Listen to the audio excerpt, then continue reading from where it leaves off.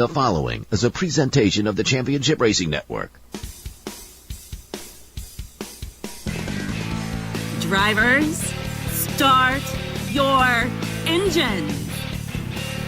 Pull those belts down tight one more time, warm up those tires, hit your marks, and let's go racing, boys and girls. Nascar, Indycar, Formula One, Formula E, and NHRA Racing Talk. This is the Championship Racing Network. Now here's your hosts, Steve West and Matt Nicholson, with producer John Myers. Producer John on CRN Live, as usual. Matt in studio with me. We'll be talking with him here in a moment. I am Steve West, and, well, that means the gang is all here one way or another. NASCAR's not. They're south of the border. We'll talk about that and the travel drama that goes along with it. Good grief. Yeah, we'll talk about that and a whole lot more when it comes to what's going on down in Mexico City. Formula One, they've released their 2026 schedule. We're going to detail that. Faults and all. What do we mean by faults? We'll clarify. Formula E said, hey, if you can release your 2026 schedule, so can we. So we'll go over that too. IndyCar is talking about the next generation chassis again. And penalties for a team, this time in the NHRA. Apparently it's the year of the disqualification and the penalty. All that coming up on this week's edition of CRN. Next. Stay right here for more on the Championship Racing Network.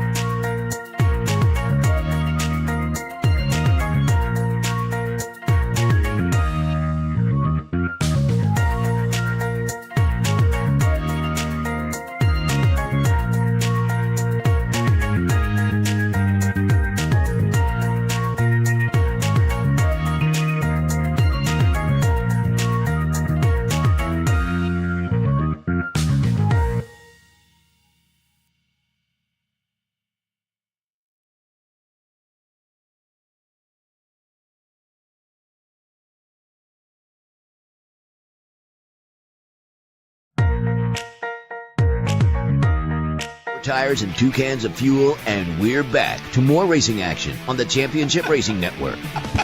Oh, can't wait to talk about travel, man. This is going to be interesting. Wow. This is going to be Matt's here. He's been looking much deeper into it. I mean, you may have heard. You may have heard some of the situations when it comes to the travel. We'll get to it here in just a minute. Let's catch you up real quick on what happened last weekend so that you're ready for this weekend. Craftsman Truck Series visited Michigan International Speedway. First time in several years. What was it, 2020? 20? Okay. And they enjoyed being back so much they decided to run extra laps. 3 overtimes of extra laps to be specific. On that final restart, most of the front runners chose the top lane. That included leader Grant Enfinger, but Stuart Friesen saw the opening and he took it. So he got on the front row for that final restart and, well, he made it stick. He and Enfinger battled side by side for most of the final 2 laps, Friesen pulling it out at the end. Friesen, Enfinger first, second, trailed by pole sitter Luke Fenhouse, Ben Rhodes, and Corey LaJoy inside the top 5. Nice run for him in his return to Truck Series action. Matt Crafton, Jake Garcia, Chandler Smith, Andres Perez de Lara, and Lane Riggs made up your top 10. Playoffs shaken out like this after the fact now. Corey Heim, 4 wins. Chandler Smith's got 2. Your updated list of single-time winners: Daniel Hemrick, Tyler Ingram, Stuart Friesen in there just above Rajah Caruth in seating order. That covers 6 of the 10 playoff slots. The other 4 include now Grant Enfinger, Lane Riggs, Caden Honeycutt, and Ty Majeski. Majeski's lead over Jake Garcia, not a comfortable one. Only 4 points. Cup Series of Michigan turned into a battle of who was going to last the final green flag run. Carson Hocevar, a native of Michigan, was looking good until a rear tire let go. That allowed William Byron to take the lead. But Denny Hamlin chased him down, was able to get around him, and Byron needed to come down for a splash of gas to finish the race anyway, so it didn't matter. And that left Chris Buescher trying to chase Hamlin down, but Buescher ran out of laps. Hamlin claims his 3rd win of the year. Buescher was 2nd. Ty Gibbs, by far, his best run of this year so far, 3rd place. Bubba Wallace in 4th, Kyle Larson 5th. Rest of your top 10, Ross Chastain, Zane Smith with a good run, Kyle Busch, Ryan Preece, and Brad Keselowski making up the top 10. Means all 3 RFK Racing cars make the top 10. Good for them. No doubt. Here, I'm going to ask it this way. Are they waking up over at RFK Racing, or is this just a track that seems to fit them? Michigan's always fit them. All right. Michigan always has. All right. We'll see what happens. 3 drivers have 3 wins now. Kyle Larson is your top seed, then Hamlin, then Christopher Bell. Those in with 1 in seed order are William Byron, Ryan Blaney, Ross Chastain, Joey Logano, Austin Cindric, and Josh Berry. In on points, Chase Elliott, Tyler Reddick, Bubba Wallace, Chase Briscoe, Chris Buescher, Alex Bowman, and Kyle Busch.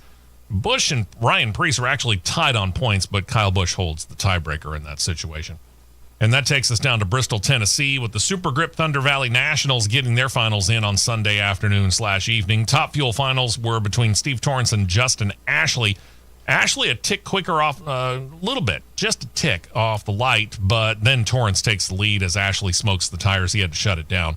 Torrence runs a 4.022 ET at 325.37 ultimately, and he claims his first win. First win of 2025, midway through the season for all intents and purposes. Interesting. It's 56th win of his notable career. Paul Lee and Ron Capps pair off in the Funny Car Finals. Capps with a big gap off of the reaction time. He goes on to the win, 3.957 ET, 328.06. That marks his first win of 2025, but his 8th Thunder Valley Nationals win and his 77th event win so far in his career. So now we got a couple of guys who have a whole lot of wins finally getting their first win of 2025. Right. That brings us to Pro Stock Car. Greg Anderson and Dallas Glenn get to pair off in the finals, and Anderson continues his domination of that particular pairing. And it didn't help that Glenn red-lighted. Anderson ran a clean run, a 6.623 ET at 205.91 miles per hour. That ups his record against Glenn all-time to 7-1. That is pretty dominant. That's his 4th event win of the year, 110th of his career to date. And in Pro Stock Motorcycle, finals featuring Gage Herrera against Richard Gadsden. If you think Herrera won again, not so fast, Nitro Breath. Gadsden has the better reaction time. He gets the whole shot win because of it. 6.884 ET at 196.30 miles per hour claims his first event win of 2025. For those of you relatively new to the show and or to the NHRA, what do I mean by a whole shot win? Well, he got off the line quicker, as it turns out, though, line to line. In this case, Gage Herrera. was faster line to line, but it was because of his slower reaction time that he ended up losing the match.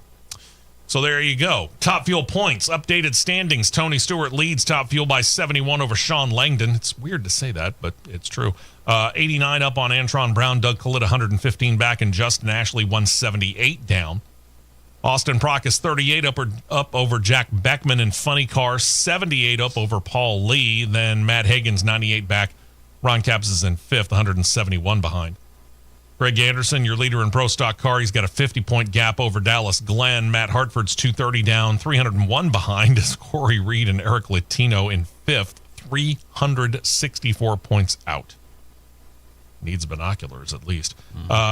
Despite losing in the finals, Gage Herrera still leads the Pro Stock Motorcycle division by 8 points over Matt Smith. Richard Gadsden pulls up to 111 behind.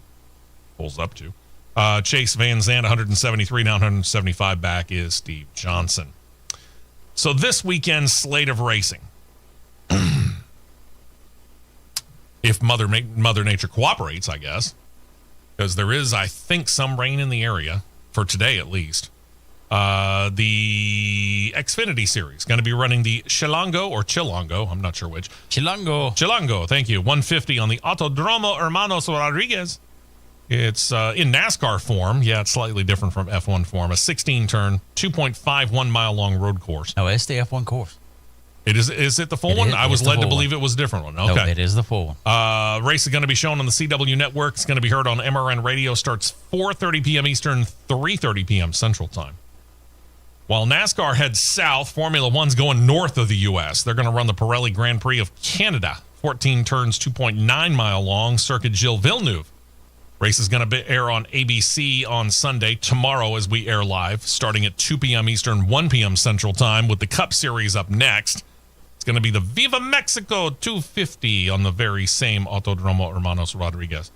It's going to be on Amazon Prime, of course, and MRN Radio, starting at 3 p.m. Eastern, 2 p.m. Central Time, so an hour after F1 begins. Well, it's the plan anyway.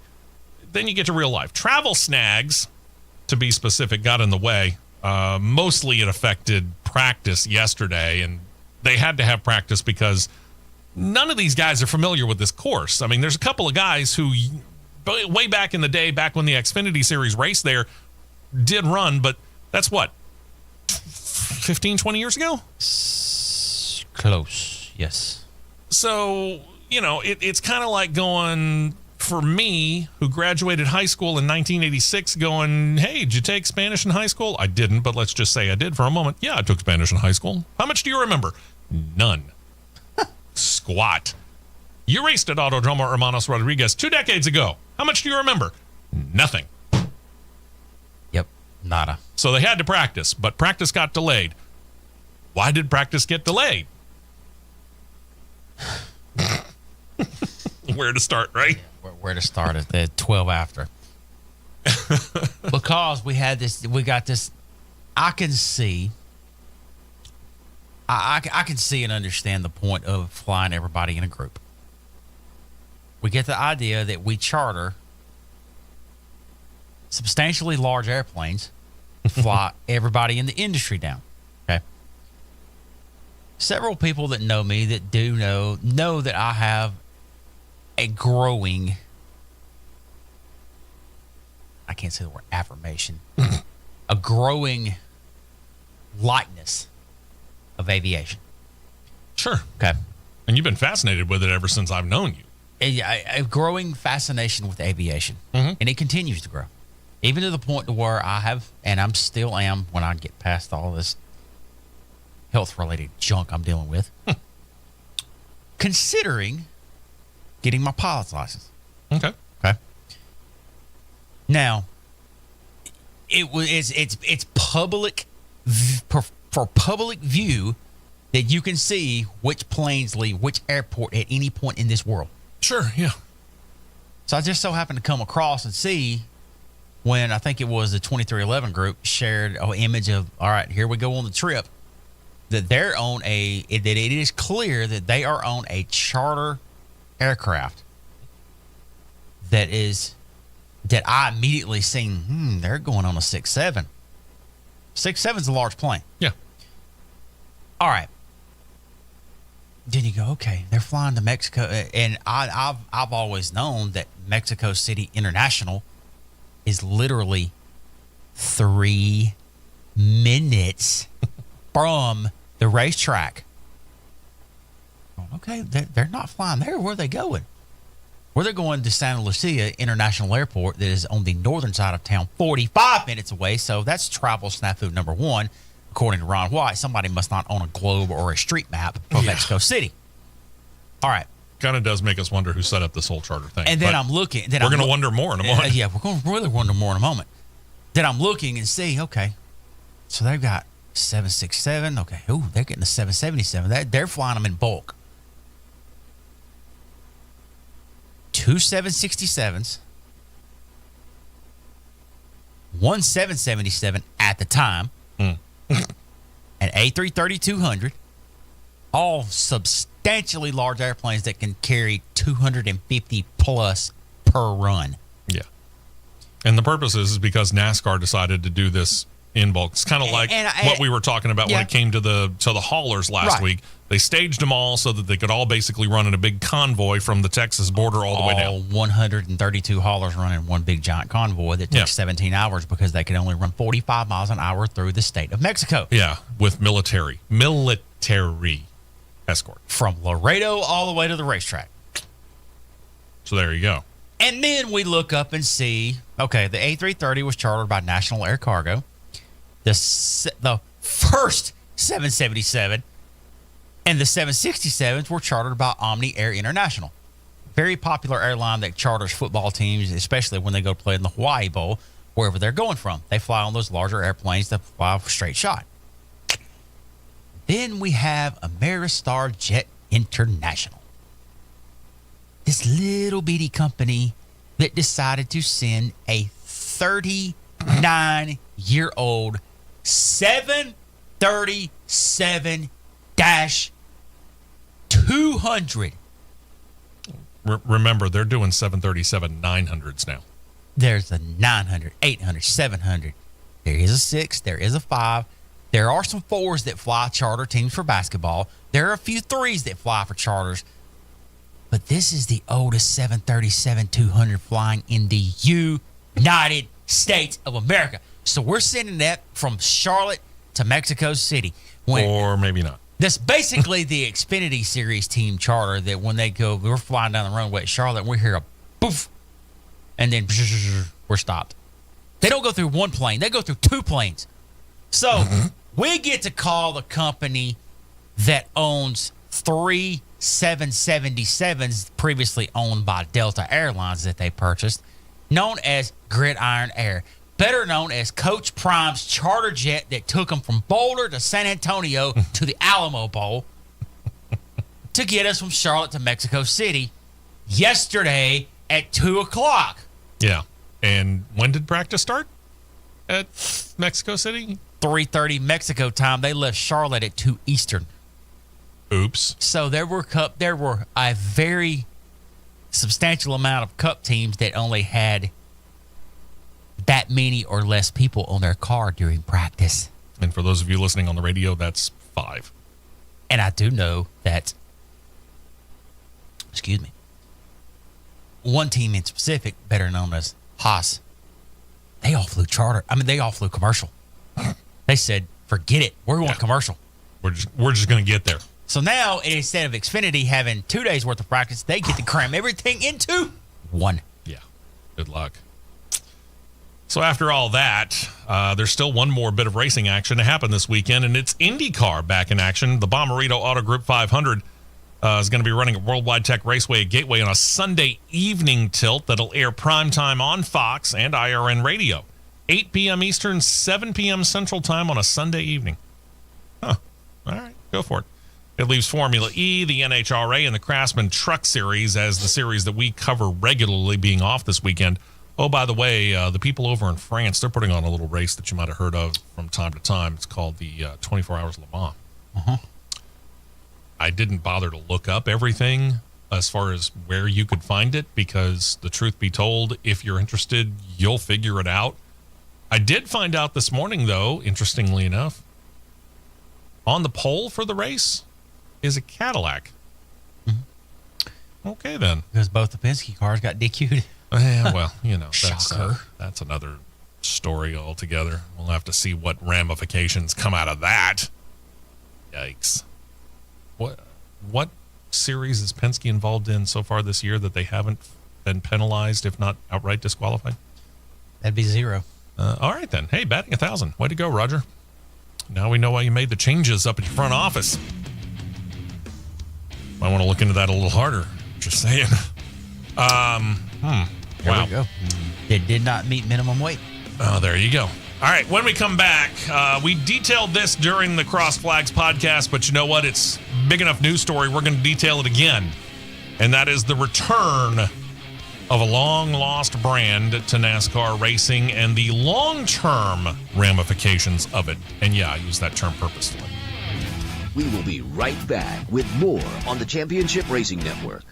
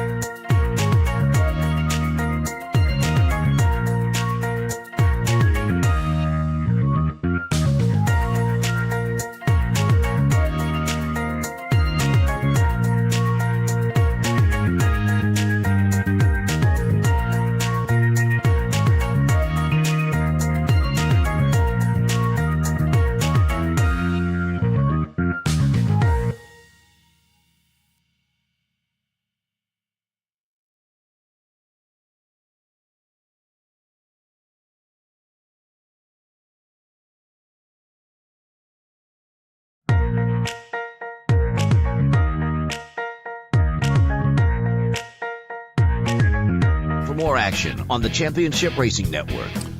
It's not all that often that we've had the opportunity to lead off the news with, and this is, again, an old suggestion by producer John, but it keeps rearing its head from time to time in the fact that every once in a while, the biggest story of the week doesn't come from one of those quote-unquote major series, the Indycar, Formula One, Cup Series. In this case, it comes from the Craftsman Truck Series. If you were watching pre-race ceremonies last week at Michigan for the Cup Series race on Sunday, they took a little bit of time to cut away from the news of the day and prepping you with all the stuff to make sure that you knew what was going on and all the storylines for the Cup Series race that day, to show that they were taking the wraps off of a truck with a Ram badge on it. That's right. Ram, and soon, it appears, Dodge, is going to be coming back to NASCAR. Think about this. Dodge has been out of NASCAR since winning the Cup Series title in 2012. They soldiered on in the Truck Series, or at least somebody was driving a Ram-bodied truck until 2016. Turns out factory support for the truck went away in 2013. Yep. But they decided to make the announcement official right in the backyard of the Chrysler, Dodge, and Jeep and Ram brands at Michigan International Speedway, and it was kind of a thumb in the eye to Chevrolet and Ford, who actually are there. It's going to mark the first new, and I use that term loosely, new car maker to come into NASCAR since Toyota did it back in 2004, joining the Truck Series first, as Ram will do. They did it with the Tundra that year. Ram brand CEO Tim Kuniskis helped unveil the truck. You can see it right now on CRN Live on YouTube, and got to admit, it's a pretty good-looking truck. Don't know if that's the final look of it. We went over the look of it a little bit, that particular picture that you see right now on CRN Live. Well, I'll tell you what, we'll get back to that. But anyway, he drove the truck in a recent promotional video at Darlington Raceway. Our good friend Russell Branham knows a little bit about that, I'm sure. Thanks for the invite, Russell. Yeah, really. Further feeding on the rumor mill. This is, according to him, Kuniskis, step one, that Stellantis in some way, shape, or form will be returning to Dodge or NASCAR racing in the Cup Series and the Xfinity Series in coming years. In all likelihood, it'll be Dodge.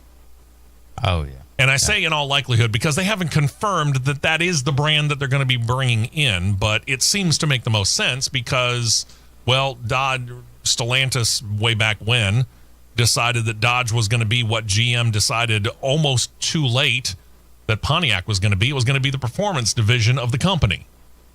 And then GM axed Pontiac. Still ticked off. Yep. Not going to get into it. So, yeah, it seems likely that it'll be Dodge, but they haven't confirmed it. NASCAR Executive VP and Chief Racing Development Officer John Probst said, quote, "I know that this is something that we've been talking about for a long time. It's something that we don't get to do very often. I think the last time we did this was over 20 years ago when Toyota entered the sport. So this is something that's a big moment for our entire sport, our existing competitors, potential new competitors, and our original equipment manufacturers." You're the chief development officer and you think it was Toyota? You should automatically know that it was that. You know, the funny thing is that both you and I knew right off the bat that it was Toyota and it was 2004. Yeah. Because we can sit here and tell you that the last time Dodge got in, especially in the Cup Series, was 2001. Yeah, 2001. Toyota came in trucks in 2004 and then came into the Cup in the cars in 2007. How is it we know this and you don't? I think it was 2004. Well, we're worried about going to Mexico. We're worried about getting manufacturers in the series. Yeah, which one's more important to you, man? As for Kuniskis, he talked about the plans for 2026. Said that they would likely have 4 trucks racing next season, but then he stopped short of announcing any team partners right now. Added this, quote, "We're looking for a date to the Brom right now. So how am I going to get to Cup? Well, that's going to depend on how I get to trucks. So however we get into the Truck Series is obviously going to weigh heavily on the, quote, do I have a path to Cup, unquote. Our intention is to not do a one-hit wonder and go to truck and not to Cup. That is not our plan, but no teams have announced plans either. If you want, and again, we're not going to sit here and do anything more than speculate. And it is pure speculation. But we did some on the Cross Flags podcast, which is available right now on CRN Live on YouTube. So by all means, once we're done here with this particular show, feel free, go over there and check it out. Now, why would they go to trucks and be able to do it so quick, but not be able to go to Cup so quick? Well, trucks can enter quicker because they run the Spec Ilmore engine, and they run, for all intents and purposes, a spec chassis. Spec chassis, the center section of the body is essentially spec. The really only thing that's manufacturer based is the nose, tail, and the hood. Yep. So in other words, all they need to do is get the body, quote unquote, approved by NASCAR, which they're expected to do a full inspection on that soon. As for Cup, it's a little more difficult. Probst talked about it, said it takes about 18 months or so to work up an engine to NASCAR specs, get it approved, also get the body of the car approved. 2028 seems likeliest that Stellantis / probably Dodge could return to Xfinity or Cup, but something to look forward to. and opens up the bigger question. I mean, I get it. We can speculate all we want about the Truck Series teams that are coming in there, but there are some Truck Series teams that are not racing in the Cup Series. Oh, quite a few, yeah. So the question would become who might, from the Cup Series, think about switching over. And again, a part of that has to do with if you feel like you're a little fish in a pond that has a really, really big fish, you might want to jump out of that pond and become the big fish in maybe what is a smaller pond, but at least you're the bigger fish. Maybe the biggest fish. Anybody right now, honestly, from a manufacturer standpoint, well, there's really 4 that I could square my eyes on. Okay. An open team, honestly, this is prime. Excuse me. This is prime time, prime chance, prime zone, prime look. If I'm BJ McLeod, I'm looking right here. Sure. Because if you got somebody that's going to come in and give you full factory backing and going to foot the bill, yeah, there you go. Yeah, there you absolutely. go. Ford, you can't help but look no further past Haas. Yeah, despite the fact that they just signed that alliance deal with RFK. You can't look further past Haas because really the only ones that's still left out there is Rick Ware, and Rick Ware is a dart without feathers. Yeah, and you really don't know. Right. And let's face it, an alliance is an alliance. An alliance is only good on paper. Right. It's only good on paper. Yeah. I would say if he's alive, ask Joseph Stalin about that wonderful Toyota deal that he had with Hitler in World War II. If there was Toyota, granted that they are progressively picking up. Yeah. Little by little. And Jimmy Johnson seems happy with them. He does, but I knew where you were going. Legacy LMC. Yeah. Legacy. I mean, let's face it, they're overshadowed by Joe Gibbs Racing and the fact that they are so closely aligned with 2311. Yeah. So, for all intents and purposes, they're one big group over there. Yeah, that's a 7-car team. So, you want to talk about the big fish in the little pond, that's the biggest, that they take up almost all the water. From a Chevrolet standpoint? I mean, obviously, you've got Hendrick. Hendrick's not going anywhere. They are the big fish in the Chevrolet pond. Hendrick's not. And Childress isn't going anywhere either. I highly doubt Childress will because of his long-time alliance with Chevrolet. You've got to put your eyes on Spire. You think Spire would go? I guarantee you. I was thinking more Cowlig. Cowlig or Spire? Because Spire has showed a little bit more, even though Cowlig has won more races. Mm-hmm. Spire has shown more consistent promise. Yeah. Now, Stellantis brings a check to either one of them. I guarantee you either one of them would say, yeah. See ya. Again, everything's for sale for the right price, right? Yeah, but trucks, the Truck Series, you're instant way in the door and could probably be remotely competitive. And I use that term remotely very, very largely. You partner up with Realm. Right. Yeah. You partner with Realm. And in a lot of ways, you're pulling a guy and Frankie Muniz, who is a Ford development driver as well. So you're pulling a guy that, Ford likes. Ford likes him. Ford has got him in running one of the Mustangs over at Le Mans, paired up in a Pro-Am race. I think it's a Pro-Am race. Interesting. Okay. But does Ford keep him?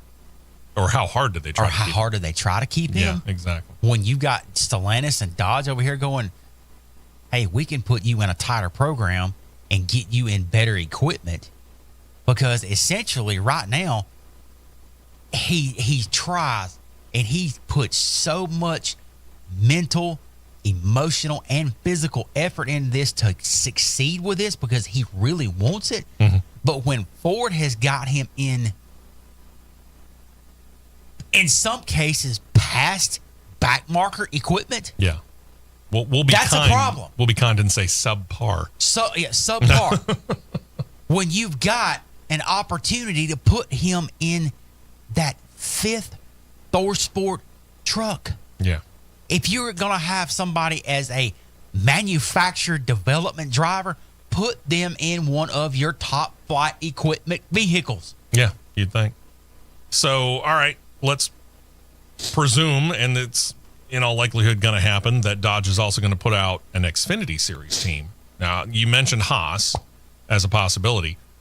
This, though, becomes a much more difficult proposition for Ford at this point in time, because if you look at the manufacturer breakdown in the Xfinity Series, Ford is already way underrepresented. That's how many cars they got. 4. And you take away half of that if you move Haas from Ford to Dodge. It's absolutely still beyond me and beyond my realm of imagination of how Penske has not gotten their Xfinity car back on this racetrack. I don't understand that. I still do not understand how Brad has not put a RFK Xfinity car on the track. I don't get it. It would seem to make sense. It would make too much sense. Yeah. But you've got, in all essentialness, Ryan Sieg has been the Ford workhorse for a lot of years. Mm-hmm. Yeah. You've got him. He's been loyal to Ford. So why are we not putting more behind him? Why are we not doing that? In a way, in some cases last year, yeah, he flew the flag for the Stewart-Haas brand because he was a Stewart-Haas affiliated Xfinity team. That's true. And that's saying something, considering the fact that when it comes to either Stewart-Haas or Haas Factory, it is the Xfinity Series program that has really helped that program along. The Cup Series team has been in the dumps. Yeah, it in droves has helped them. You know, It's flew the flag and I say for that wearing this hat today, a Stewart-Haas racing hat. It's flew the flag for him. Yeah, it really has. They've been pulling all the weight. From the if a team is going to go to Dodge and Xfinity, I'm looking. I'm going to say I'm going to backtrack here. I'm going to branch off somebody that's got the Cup cars that could do the same way and be the Dodge factory team. Kaulig. Mm-hmm. But Kaulig has got his campus on RCR, so there's a felt obligation there. But Matt Kaulig's got enough money; he could go build his own shop right now. Sure. Or he could find one someplace. Easily. Yeah. There's plenty of buildings in Mooresville and Statesville that can hold that Xfinity team and the Cup cars. Or heck, move to Kannapolis. Get closer to Concord. You know, there's a whole lot of places around. You could find a shop. There's plenty of them there. Yeah. So you've got that ability there. That would put Dodge right on the top, right off the bat. Let me throw another name out there from the Toyota camp. And again, this is because Joe Gibbs Racing's that big fish in that little pond, and they've taken up the room. Sam Hunt Racing. I don't think Sam Hunt's going to do anything because he's now got this alliance. Essentially, he's essentially now the 2311 Xfinity team with Corey Heim going to be driving that car the bulk of the time now. Okay. That's essentially that. All right. But, and John Probst, I'm going to call you garbage on this one because it doesn't take 18 months to develop an engine. You've already got a blueprint for the block. Here's why. Because anybody that is mechanically inclined and know the layouts of engines, Chevrolet and Toyota have a similar block layout because the distributor sits in the back. Ford and Dodge have a similar one because Ford and Dodge distributors sit in the front. You've got your blueprint there. Take your blueprint, go with it. That's simple. Yeah. That's simple. Well, and it's not John Probst that said it. It was Kaniskis that said it was going to take 18 months. I thought it was Probst that said that. It was Kaniskis. It'd be interesting to see. I don't know. But again, probably 2028 is when they're going to shoot to get into Xfinity and Cup. And by that point in time, they should have everything set up and figured out as far as what they're going to do on the road going cars, too. I see right here we got is as for Cup, it's more difficult. Probst talked about that, noting that it takes 18 months to work up an engine for NASCAR specs. Yeah, well, there you go. You've got the blueprint there. I think you could get it done in half that time. Yeah, so I don't know. We'll see. Thing about it is NASCAR still talking about the fact that Dodge and Ram might not be the only ones set to come into NASCAR here in the next couple of years, and they continued on to talk about that. Probst did, quote, I don't want to jinx ourselves, but I would say we're very close with one other. Obviously, it's their decision to make. We'd love for them to decide to come into NASCAR, and even with that, there's one or two others that we're a little bit earlier in the discussions with, but it's looking pretty positive. But all we know is that an OEM deciding to come into NASCAR, it's a big commitment for them. It's not something that they take lightly, requires a lot of research and approval at the highest levels. We're confident right now. We like the position we're in, and we think that we're a pretty good investment for an original equipment manufacturer. So who is that one that they feel like they're really close to? Well, everybody's once again centering in on Honda. Honda got asked about it, as one would expect good reporters to do. And Honda gave a rather cryptic statement through the manager of the Honda Acura Motorsports for American Honda Motor Company. His name is Chuck Shifsky. He told Sports Business Journal, quote, "I am not in a position to speculate as to what Mr. Probst was referring to. I can say Honda continues to explore multiple options for our future endeavors in U.S. motorsport. We have no news to share at this time." I don't see Honda. Honestly, I don't see Honda leaving open wheel because that's where their bread and butter's been. Is Honda big enough to be able to do what they've already got and add NASCAR? I'm only going to use the word possibly because it's really questionable. I mean, sales-wise in the United States, if you just look at the road-going cars, if you they're just fine. look, yeah, Fine. they're good. They're actually a monster. They actually make more money than Nissan. We think of Nissan as being a bigger company, but here in the United States, their road-going car division, whether you're talking about the Civic and the Accord or all the way up to the Passport and the Pilot and all those, they actually make a good, significant amount more money from selling their cars here in the United States than Nissan does, but yet we still kind of consider Nissan to be the bigger company. Right. It's actually not true. Mm-hmm. Nissan is one of the others that seems to be continuously circling, rumor-wise. And they make sense, too. I mean, you got a pickup truck, and you've got some cars that are along the lines of the Camry that you can throw in there. You know, Honda will put the Ridgeline in the truck, regardless of what you might think of the Ridgeline. That's the name that they're going to put on it if they go NASCAR Craftsman Truck Series racing. Which I'm not so sure that they would. I think that Honda would stay just cars. So that would leave you with the Accord and the Civic, in all likelihood. Yeah. I mean, they don't have a sports car, so to speak. No. Although they are coming out with that coming out with the Prelude. I guess you could go with that name. Honda, the Prelude and the Supra is similar. Yeah. So you could run Prelude and the Prelude and Xfinity and Accord and Cup. Yeah. And then if you're Nissan, you probably run Maxima Altima, or maybe if you want to do it like what we think Honda might do and what Toyota is doing, maybe you go Maxima, or would you go Altima? I would go probably Altima and Cup. And then do the Z car in Xfinity? Yeah.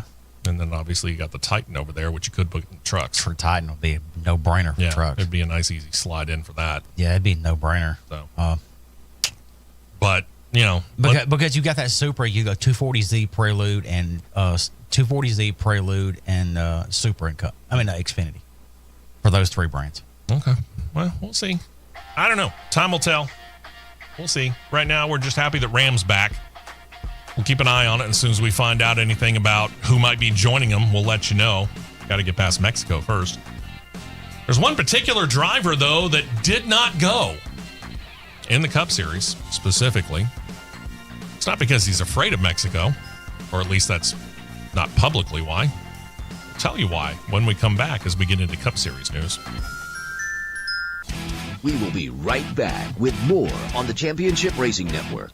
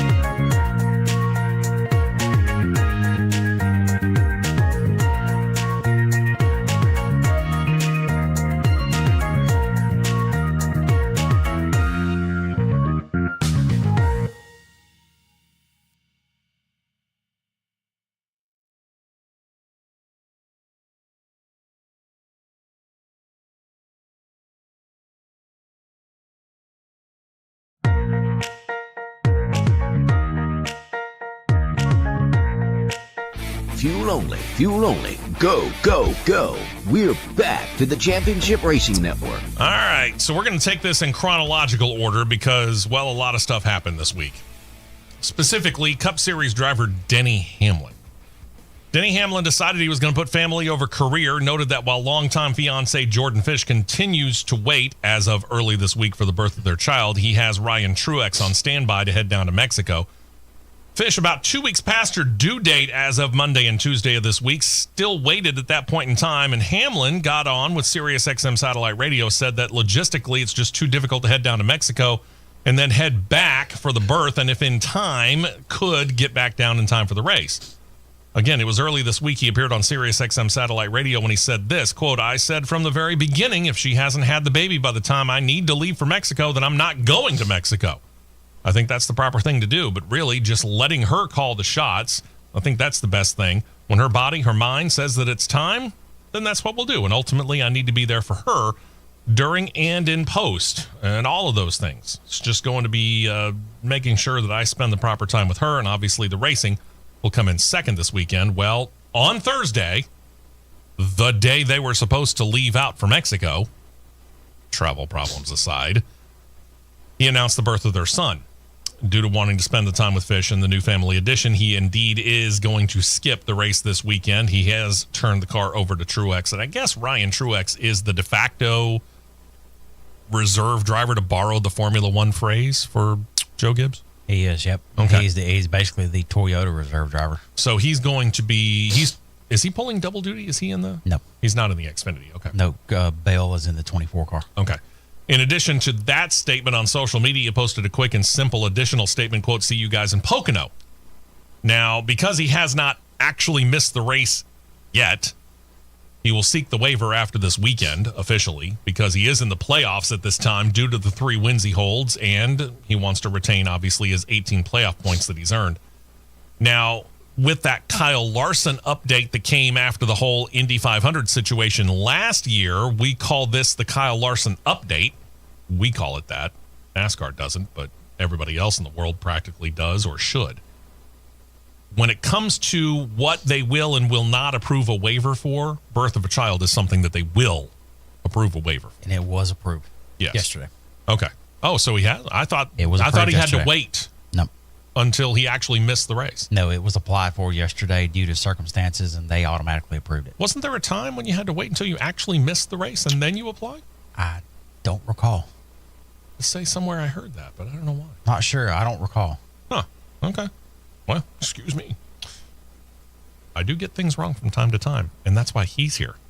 Keeps me straight. It's a reason why our friend over in the PA booth at Talladega, Matt Coulter, calls him Rain Man. Another story entirely. Yeah, that's a long one. Let's see. Alex Bowman suffered a heavy crash in Michigan last weekend. So as a precaution, Hendrick Motorsports has themselves a reserve driver too. They've enlisted Xfinity Series regular Anthony Fast Pasta Alfredo to be on standby in case Bowman says he's not up to running the full race this weekend in Mexico City. This is that situation of, as long as he starts the race, he's good. He'll get credit for the entire thing. Once he jumps out, Fast Pasta could jump in and finish it off. Not a bad pull, by the way, because Alfredo's pretty good at road racing.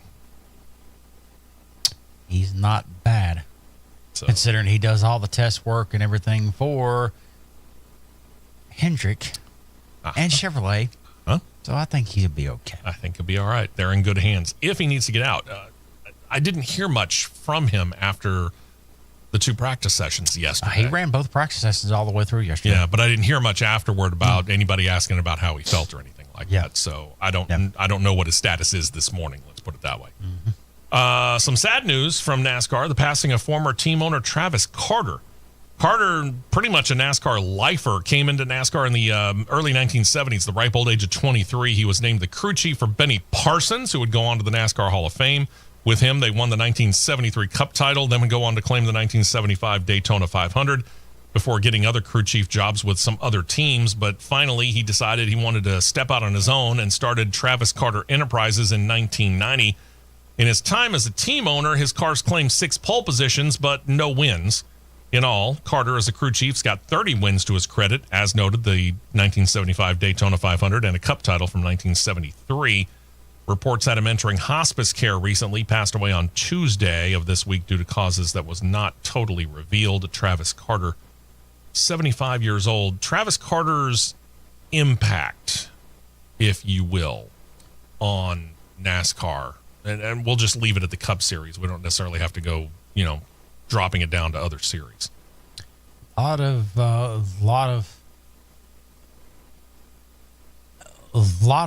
to my knowledge, a lot of names that you've known, like Jimmy Spencer, Bud Strickland drove for him. He gave a lot of high profile names a lot of shots. Last couple of years of DW's career, I think, was with Travis Carter, wasn't it? Yep. Joe Nemechek, when he had the Kmart, though, I called them the Kmart twins. Right. Yeah. Joe Nemechek, Travis Carter, Darrell Waltrip. He helped Carl along with a lot of stuff. Quite a few. I would have to go through and just running the roster.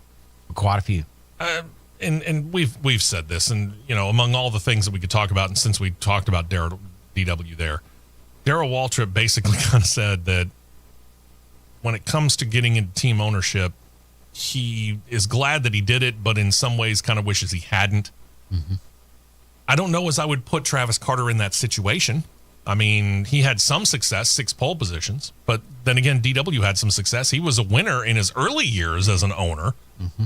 But as time went on, things went south when the Western Auto sponsorship went away, and then you had the notorious speed block incident that just went south in a hurry and turned into what Darrell lovingly calls the Tabasco fiasco. Yep. Travis Carter's situation ends up, unfortunately, kind of in the same situation. He goes out kind of ignominiously. Yep. I hate to say it, but it's true. I have to go. Now I just realized that I have to go back. I've got a from 1993, pretty sure it is. One of the very, very first years that they were ever able to do this with diecast cars, to put actual tobacco logos on Tabasco. Actual tobacco logos on diecast cars. Yeah. I've got a Smokin' Joe's car that is signed by Hutch Strickland and Travis Carter. Nice. It's in an actual plastic box. But at the same time, I mean, we can't overlook the fact that Travis Carter's got 30 wins, including a Daytona 500 and a Cup title as a crew chief. So I mean, he was somebody to deal with. Absolutely, he was. Hate to hear that. And then there's this guy, former owner of BK Racing, Ron Devine. Ron Devine entered a guilty plea in federal court on Wednesday of this week for failure to pay payroll taxes. This is just the latest setback for this guy, the former Cup Series team owner, who already was facing millions of dollars in potential court judgments anyway. He's now 68 years old. He admitted in court to failure to pay those payroll taxes from the years of 2012 to 2017, getting up into the hundreds of thousands of dollars. Further reports state that court documents show he transferred. Oh, gosh, why would you do this? He transferred over $2 million in what was supposed to be payroll tax funds to other businesses he owned and operated instead of using the money for the intended purpose. He's out on bond following his guilty plea in Western North Carolina U.S. District Court. Should he be found guilty, of the maximum penalty is 5 years in prison and a $250,000 fine. No sentencing date is announced. Because of the plea, he is basically guilty. Now it's just a matter of whether or not they throw the book at him and give him the full amount. Now, this is we've gotten these stories where I don't know, I'll pull something out of a hat. A church secretary or the church director of accounting, for whatever they call it, suddenly realizes they're short and they want to go get lunch. So they take $20 out and go, oh, I'll replace it. And then they forget. Nobody notices. So then they take another 20 out and another 20 out and another one. And then they do it more and more often and with more and more money. And because nobody's noticing, because, well, let's face it, they're the person in charge of the accounting, they just feel like they can get away with it until somebody actually realizes something's weird, something's wrong here. And who's the chief when it comes to finding out something's wrong when it comes to finances? How about the IRS? It'll catch up to you. Will. Just don't do it. Whatever you're doing, just stop it. Ron Devine, BK Racing. BK Racing and Rick Ware Racing have a lot in common. That they do. I mean, BK Racing was never really a threat to do anything on the track that I remember. I don't remember them being much more than a back marker. The only strong points they even had was when De Benedetto finished sixth at Bristol and finished sixth at Bristol in that car. Ah, yeah, I forgot about that. That's was really about it. That's it. Jeez. All right. Let's go ahead and take this break here. When we come back, we'll get into the second half of the hour, or the second half of the show, I should say. And we have dueling schedule releases. And we said we'd go much more in depth on the Formula One here. We concentrated on one part of it during the Cross Flags podcast, so we'll flip it this time. We will give you the details of the entire 2026 F1 schedule and highlight the weird part. Don't touch that dial. The Championship Racing Network will be right back.